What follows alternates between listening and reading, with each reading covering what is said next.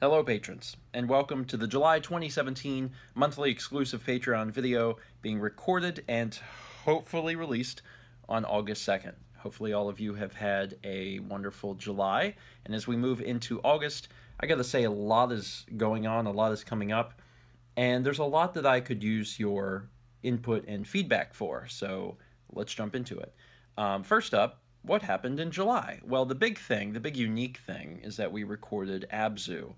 And Abzu was an experience.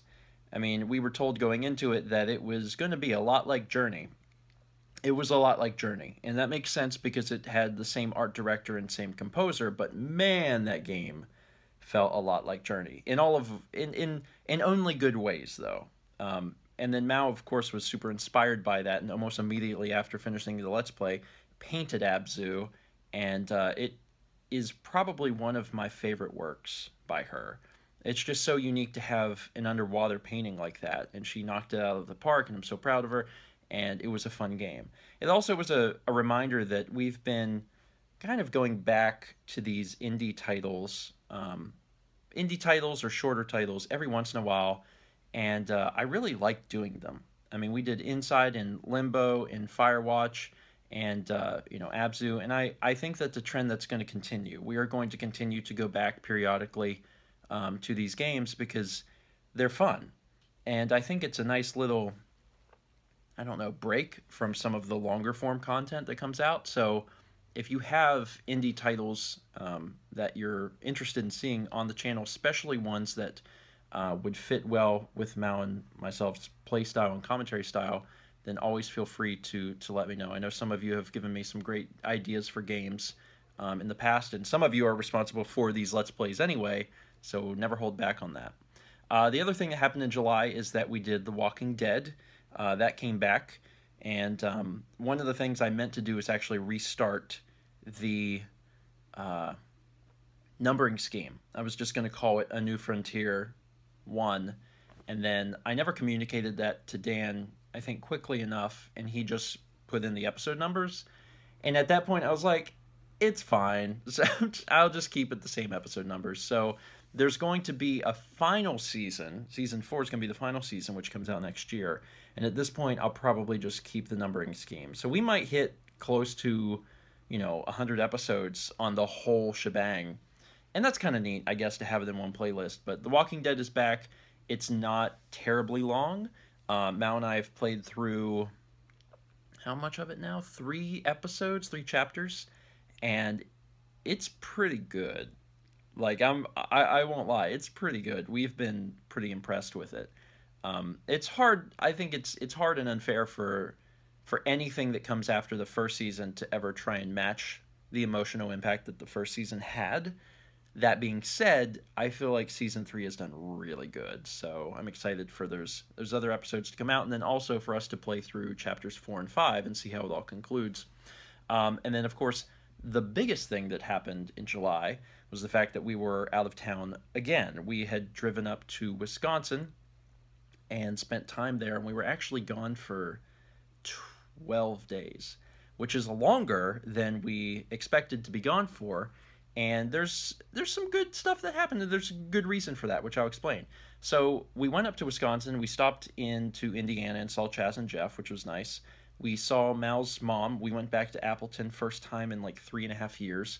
We went to Minneapolis to see Carly, and we were there for a few days. Along the way, we found out that, or before we left, we found out that Alex and Haley were going to be there, so we met up with them several times, actually, which was pretty cool. This is weird, and it was such a spur-of-the-moment thing. P. Patrick, was actually in Minneapolis for SGDQ, and when I found out, I was like, hey, you want to get lunch? So Patrick is actually on the vlog, just because I realized he was there, and I was like, hey, let's meet up. So we did. Also, while we were in Minneapolis, we went to an art museum, and I forget what it's called. It's the one with the big spoon and the cherry outside. But when we went there, they were doing miniature golf. There was a miniature golf that was art-themed outside, 18 holes, and me, Mao, and Carly played through it. So there is going to be a miniature golf Let's Play with the three of us coming out at some point in the future. That was so unexpected, but actually really, really cool to be able to do. Then when we were done in Minneapolis, we went back down towards Milwaukee to see Mal's dad's side of the family.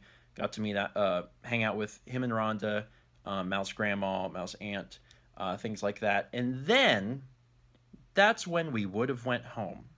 But if you remember from the last month's Patreon video, I said that there was a chance that we might do something special, we might do something extra, and we might be gone for a little extra time. We did. We decided to drive east and head towards West Virginia and Maryland, which is where my parents are from. Now, I was born in South Carolina. I am the first person in my entire family to ever be born in South Carolina, to ever be born in the South. My extended family are all from the West Virginia and Maryland area. And the last time that I was up there was when my grandfathers passed away. My dad's dad passed away in 2008, and my mom's dad passed away in 2009. So I was in West Virginia and saw my dad's side of the family in 2008, and then I saw my mom's side of the family in 2009, and that was the last time I was there. And it was always a big deal for me because I actually spent a lot of time there, well, a fair bit of time there when I was a kid. Every single Christmas, I was at both sides of the family's houses, like one for Christmas Day, one for Christmas Eve, or one for Christmas Day, one for the day after Christmas, that kind of thing. So I always got to see them. We would usually also go up in the summer. So for the first like 15 years of my life, I saw them like twice a year, a week at a time. And I know that's not a lot of time to spend with extended family. And occasionally they would come down and visit us. But some of my fondest memories, were with my grandparents and with my extended family, with, in their houses and things like that. So it's been some time since I've been up there. The only living grandparent that I have now is my dad's mom. And ironically, in an ironic twist, while we were up there, she was in South Carolina visiting my parents. So we actually just missed her. But we got to go to West Virginia, and we got to see the church that my grandfather built, because my dad's dad was a minister, and he was actually a very skilled building person. I don't know what the word I'm looking for is. Construction person, I guess. Carpenter? I don't know. But he actually built the church that he ministered. He also built a huge, huge house, which when they sold it, became a lodge. You can actually go up there and rent the place out and stuff. It's called Abrams Creek. So we got to see that. And I also got to go back to the cemetery where my dad's dad is buried. And that was interesting in and of itself. That cemetery is not on Google. It's not. In order to find the cemetery, Mal had to go to the city, which is really small, like doesn't have a stoplight small, and then peruse around in satellite view to find the cemetery. So it was tiny. It was a tiny thing. It wasn't even in Google, so it was a little hard to find. So we got to do that, which was so cool. We got to drive these like backwoods West Virginia roads, which are just like all over the place. And the cool thing was, if you remember, we got a dash cam before we left, so we got all of that on camera, which is neat.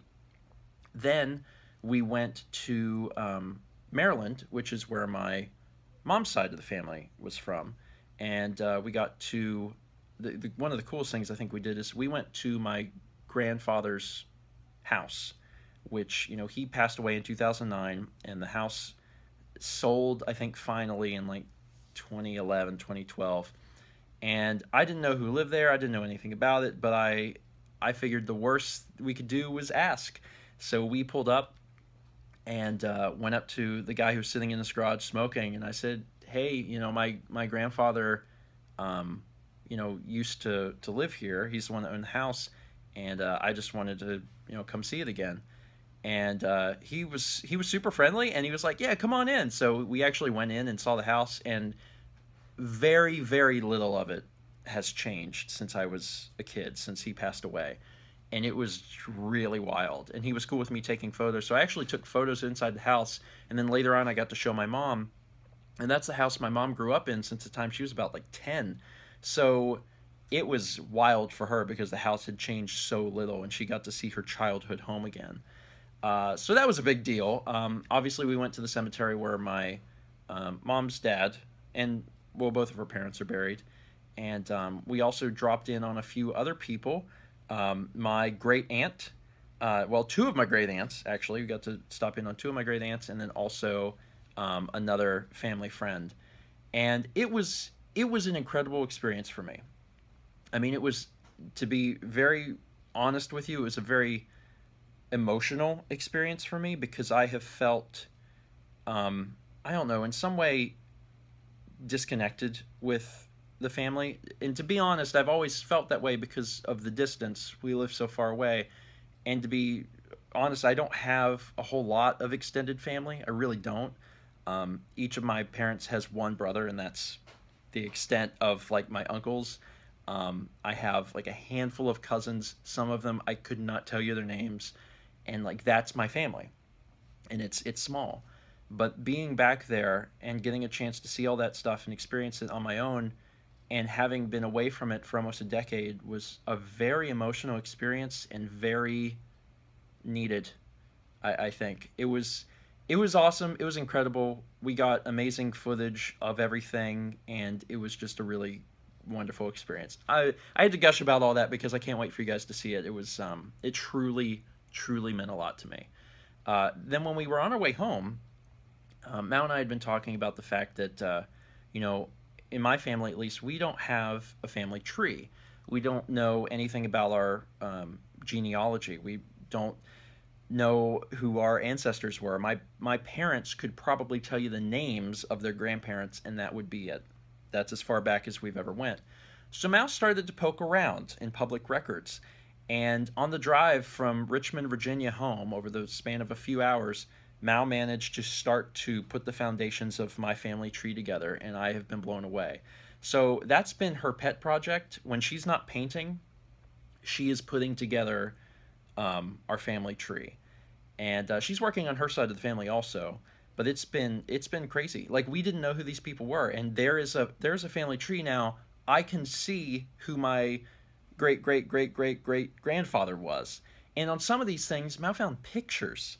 It's wild. It's all going to come to the vlog at some point once we get things a little more settled and finalized, and then maybe we'll be able to include a lot of the photos that Dan is scanning, since we're having Dan scan, you know, the family's photos. So yeah, July was a big month for me, and it was a pretty big month for the channel, sure. And traveling obviously is going to be a big part of the vlog for July, but like emotionally and in how it impacted me was big. And it was between getting a chance to see all that stuff again and then finding out like my actual family tree, it's been a very impactful, emotional month. So July was really big. But now let's talk about what's happening in August. So I was looking at the calendar, and I thought that maybe Walking Dead was going to end, but actually I think it's going to last into September. So as far as I know, the Let's Plays will all stay the same throughout August, but in September, The Walking Dead is definitely going to end. And here's the thing. Up to this point, my plan was to do Assassin's Creed 3, but before I did that, to insert another little Let's Play into it. And that little Let's Play was going to be Outlaws. Outlaws is an old LucasArts first-person shooter. It's actually based on the same engine for a Star Wars game that they had made. It's really cool. It's dripping with character. It's a game I actually never completed as a kid. I really wanted to go back and experience it. It's short. It shouldn't take all that long, and I thought it'd be fun to play. So my plan was to finish Walking Dead, do Outlaws, and then after that move into Assassin's Creed 3. Which is fine. Here's the issue. There's a game that I've been planning to do a Let's Play of that I forgot about because it's been, you know, a crazy year, and a crazy year for releases, and that is the new Uncharted game. It was originally going to be Uncharted DLC, but then I think they fleshed it out a little bit to become a standalone game, and it's getting a physical release. So there's a new Uncharted game that stars uh, Chloe, and I can't remember the other character's name. And it's, you know, it's an actual Uncharted game, and I really wanted to do a Let's Play of it. But now I'm in a situation where I'm like, well, crap, where do I put this? Because there's a lot of other projects we already have ready to do. So I'm thinking maybe after The Walking Dead, I would do the Uncharted game, and then Outlaws, and then Assassin's Creed. And I know that that is just going to make the Assassin's Creed people so mad because they're gonna be like, "We've been waiting," and I know you have, but I'm trying to find a reasonable time to insert the Uncharted game because I'd rather do it closer to when it came out. And if I do Uncharted and Assassin's Creed back to back, there might be too much climbing. It's a lot of climbing, too much climbing back to back. So putting Outlaws in between makes sense, but with that in mind, it could be another, you know, 2 or 3 months before Assassin's Creed comes out. So I'm looking for a little feedback there. I personally feel that doing Uncharted closer to release is better, but that does mean that probably following up The Walking Dead with it, so it would probably be starting in September. And I'm excited about it because Uncharted, all the Uncharted games are amazing, but Uncharted 4 was so good. And mechanically and physicsly, and what I mean by that is, you know, the physics of the engine and everything. It was great. So I'm actually excited to get back into that engine and play around with it again. So I'm thinking that's what I'm going to do right now. But you have to let me know if there's any, like, vehement response about, like, no, don't do that. The other thing is that Pikmin 2 is probably going to be followed up by more Pikmin 2. I have a feeling that people would really like to see the challenge mode, which is the 2-player mode. And, I mean, we did all of Pikmin 1, and we've done all of Pikmin 2 by, you know, swapping out. It makes sense, I think, to do challenge mode, which would be the first time we can actually play simultaneously. Then everyone can compare our skill set, I guess. But with that in mind, Pikmin 2 will probably still be going on for a bit. We're entering into the last quarter of the main game, but assuming we get that done in less than a month, we'd then be going into challenge mode, which might take another month, I'm not sure. Other things happening in August. I mean, I wrote this down, but our anniversary, Mal and I are going to celebrate our anniversary on the 6th, and I guess that's also fitting because it's our 6th year anniversary. We don't really have any special plans at the moment. I know Mal said she wants to make me a really special breakfast, and I was like, okay, that sounds good. So she's probably going to make a special breakfast, and we might go out somewhere, and that'll be that. We don't have any other plans otherwise. And then the big thing happening in August is ChefCon.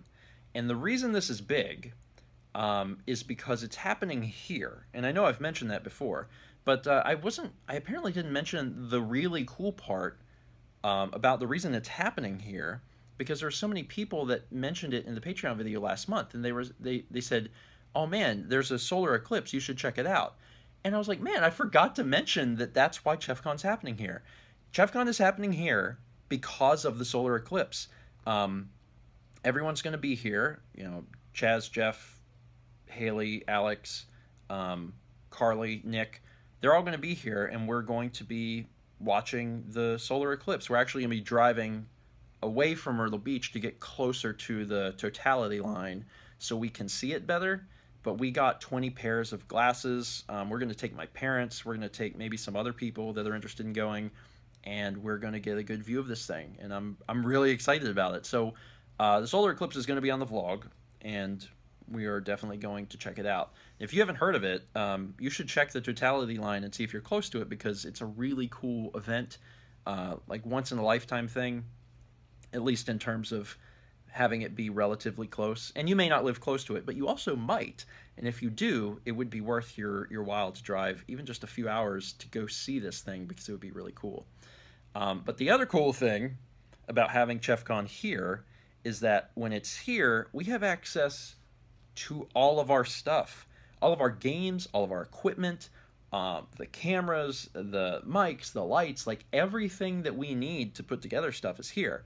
And I mean, we've put together some really cool stuff at Chaz's house, you know, whenever we traveled there and we had our equipment with us, sure, but having everything already available here is really, really cool. So, with that in mind, what do you want to see? I mean, there's going to be like 10 of us. Some days there might be a little less. People are leaving and arriving at different times, but for the most part, there's going to be quite a few, because me, Mao, Dan, Lindsay obviously live here, Carly, Nick, Chaz, Jeff, Haley, Alex. That's 10 people. And then, other people may stop by as well, William, Michael, etc. So we'll have a ton of people. I already can tell you one thing I want to do for sure is I want to do more Jackbox games. Jackbox is the like the Drawful and the T-shirt KO or TKO. We've done some of the games on Steven and Friends before, but it would be a million times better with everyone in the exact same room with a camera, so you can actually see everyone's faces as we're playing the game. So that's definitely happening. That's the big thing that I want to do, is because I think we could do all sorts of those games, and they would be hilarious and great. So we're definitely doing that. And then I want to get suggestions from you guys. Any games that support a lot of people or have audience integration where, they may only support 4 to 8 people, but anyone else who's there can also somehow interact. Or just a really good party game. A really good party game that doesn't maybe support that many people, but is riotous for other people to watch. That would be great. Or if you've just always wanted to do... if you've always wanted to see a particular game from a particular person. I will tell you something else that we're planning on doing, which is a great idea in my opinion. The new daddy dating simulator called Dream Daddy. Me and Chaz are going to do a first 20 of that together. I do not know how it will go, but hopefully together we can find our true Dream Daddy. But yeah, there's all sorts of possibilities, and anything that you can think up would be great. Now, I will stop quickly to say that anyone who's thinking about mentioning a lot of board games or card game stuff, it's not impossible, but it does need to be something that's relatively simple to do, because we filmed stuff last year, and Dan still doesn't have it done. And it's because it's been something that he hasn't really worked on, but it's also because it's daunting. It's a huge daunting task to take on. It's a lot easier to tackle video game stuff than it is some of the board game things that are required. So you can still suggest it, just keep the idea of simplicity in mind. Some of the stuff that needs to be shot correctly would require a lot of work and a lot of different camera setups. So we're going to try and look for things that are a little more simple, but you can still recommend them. So yeah, that was the big input thing, is, hey, ChefCon's happening, and we can do whatever we want, and we should think about that. All right, so now let's talk about what's happening in the future. It has snuck up on me, but on September 1st, we will be having our 500th episode of Morning Mario, which is crazy. There has been 500 episodes. And this has led to 2 very important questions. Number 1, what am I doing for the 500th episode, which I think I have figured out. Number 2, what happens next? So the first thing, I'm pretty sure that for the 500th episode, I'm going to do the 100 Mario challenge, where you have 100 lives and you play through a series of very hard, randomly selected levels. It'll be a much longer episode than usual, but that would be fine because it's a special episode. And I've also been thinking about possibly doing face cam.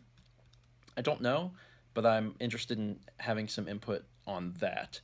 Now, past that, I've been trying to decide what to do about Morning Mario. In fact, I even asked you guys back in the March video what we should be thinking about doing in terms of, should we continue or should we replace it? And if we replace it, what should we replace it with? And there was some good feedback back in that video. People suggested Little Big Planet, Battle Block, and a myriad of other games. The problem is, I've thought about those, and I've thought about a bunch of other things, and I can't come up with anything that could replace Morning Mario and the format of Morning Mario, where it's, people creating content that they then get to see me play. I can't come up with anything that would do as well as Morning Mario. Simply put, there are other games where people can create content like Little Big Planet and Battle Block, etc., but I honestly do not believe that those series would do as well as Morning Mario.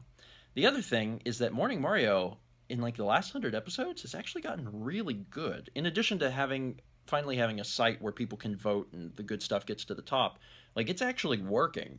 In the last 100 episodes, we've had some of the best levels ever submitted.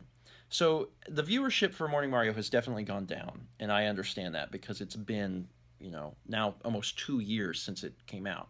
So the viewership has gone down, although now it feels like we have a pretty strong core base where you can always expect like about 3,000, 3,500 views for sure on an episode. And I'm not sure we could hit those numbers with anything else. And the problem is trying to create that sort of content for like every single day. We probably need to be hitting, those numbers or close to those numbers for it to even be worthwhile to produce the content. Morning Mario is something that I still produce myself because with the viewership as it is, because it's short form content and it can't get special ads that are worth more, I still produce it and still edit it because I actually would not be able to pay Dan adequately to create that content. So that's one of the reasons I've still been, producing it myself. And it doesn't take a whole lot of time, but it would have to be replaced with something, that is short form content that doesn't take a long time to do and is also something that is varied enough that you can watch it every single day. So if you take away the level creation or the user interactivity, you could do anything you want. You could play the normal Mario games. Like I could do a level of the original Super Mario Brothers every single day, but then you lose that interactivity. So I don't know. I mean, there's also the simple fact that I actually still really like Morning Mario, and right now I'm kind of thinking about just keeping it on the channel. If you guys have any great ideas, then feel free to share them. If you have anything that you think I really legitimately think this would do better than Morning Mario, you can let me know. Obviously, I have the full discretion to decide, if I want to keep doing Morning Mario or not, but I'm still looking for good ideas. Or even ways to change it up. Like I mentioned doing Facecam for the 500 special. Would there be interest in having Facecam on the normal daily episodes? I don't know. But, if you guys have input, feel free to let me know. Other things happening in the future. It is very likely at this point, based on some of the things that I've been working on recently, that I will be getting a new vlog camera. And I can't say I'm like super happy about that because I really wanted to wait a little bit longer, but it is what it is. If you've been watching, honestly, for like the last year, but especially recently, you may have noticed in certain shots, there's like smudges on the lens, like dots. And I've had people tell me, you really need to clean the lens. Well, here's the thing. That's under the lens, and I can't clean it. And I've looked up possible fixes for my camera or similar cameras, and they involve basically drilling a hole, and this sounds crazy, but I mean, it seems to work, drilling a hole into the lens and going behind the lens with a Q-tip to clean inside the lens. And that would be fine. But the problem is I have my camera under warranty because when I got the camera, it normally has a year warranty, but they were doing a special promotional thing where it got extended to 3 years. Well, I have that 3-year warranty, so they'll replace my camera or repair it or whatever. The problem is I don't know how long it'll take, and it could take them a while to do their repair between sending it and then getting it back and while they're actually doing it, because these camera repair centers can take a while. So I could be without a camera for an unknown amount of time, and being without a camera for even, a few weeks would be not good. So I've thought about the fact that I could just go ahead and upgrade to the better model. The model I'm currently using is the ZS100. It's a Panasonic Lumix. There's another Panasonic Lumix that came out, which is called the LX10. And actually, Josh Jepson messaged me like a few months back before E3 and said he wanted to get a 4K camera. What do I recommend? And I said, well, I have the ZS100, but I would recommend to you the LX10.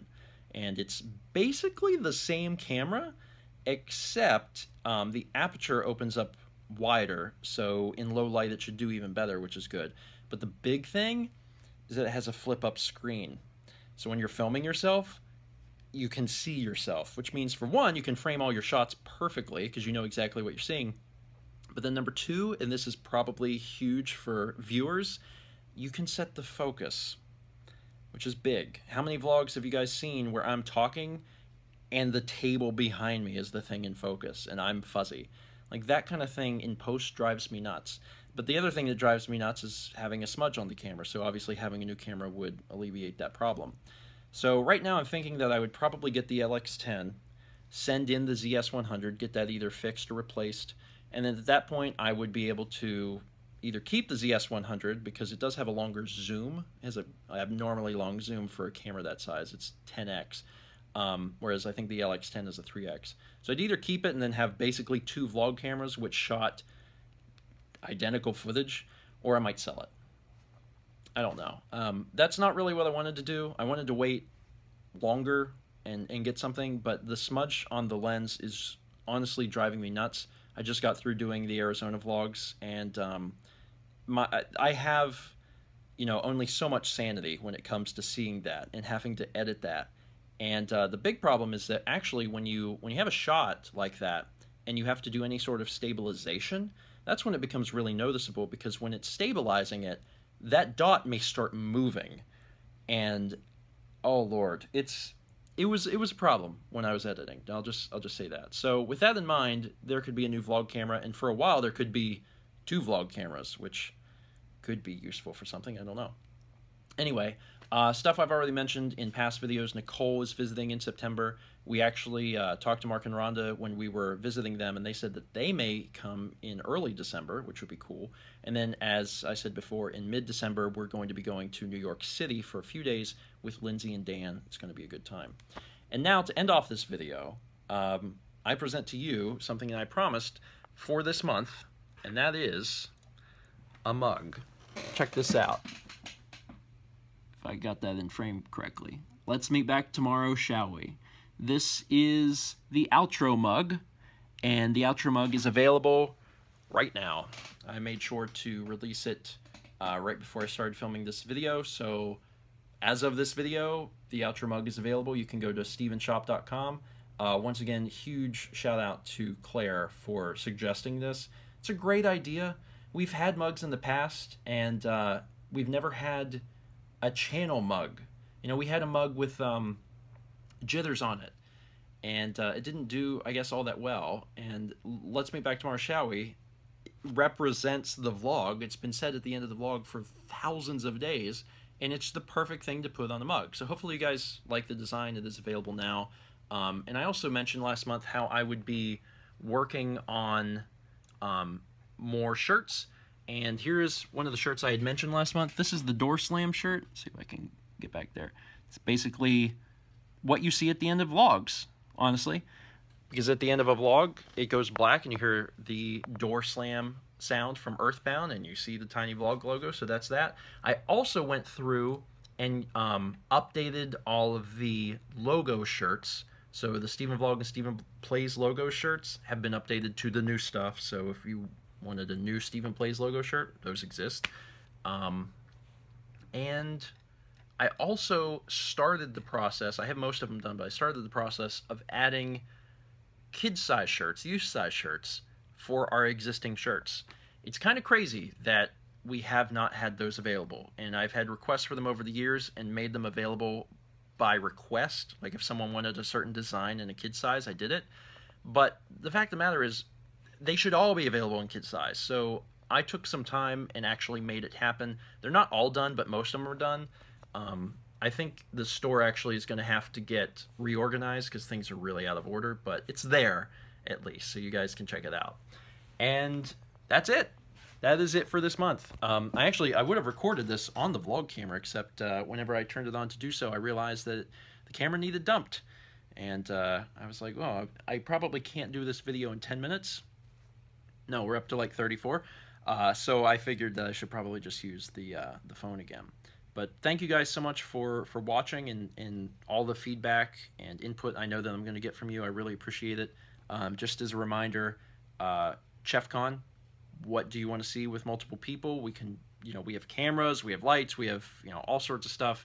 Jackbox is definitely something I want to do, but any games along that line are just really fun, crazy party games. There's a lot that we could certainly do. And then also the Morning Mario possible replacement. Or maybe you're just a fan of Morning Mario, and you're like, don't get rid of Morning Mario. That's fine. Because like I said, I've been really enjoying it, and also the levels in the last like 3 months have gotten really good, so we could keep it. Maybe we should switch something about it. Maybe we should add face cam. I don't know. That's up to you guys. But if you do have a cool recommendation, then certainly feel free to talk about it. And then, as always, thank you guys for your continued support. I hope I always make this clear, but like, we could not do this without you. And I mean that. Like, we could not do this without you. The landscape of YouTube is continually changing. Especially actually recently, within the past week, I checked on the ad revenue that was coming in specifically for Steven Plays, and I was like, oh, okay, cool, I see. Which is also one of the reasons why I want to keep something in a morning slot, is because I'm like, yeah, that would help. we should probably keep making sure that there's a morning slot video, just for the fact that YouTube's a crazy place right now. And I feel fortunate to have you guys, because you allow us to continue doing what we do and to continue to create. And I honestly don't know how anyone who doesn't have, either a certain amount of views or a certain amount of subscribers or help from outside sources like Patreon, I do not know how they do it, because some of the stuff is a little nutso. Thank you. And that's it. I'll end this video off by showing that Kepler has been sleeping on the futon for the entire video. He's been very good. And I'll see you guys next month for another Patreon video.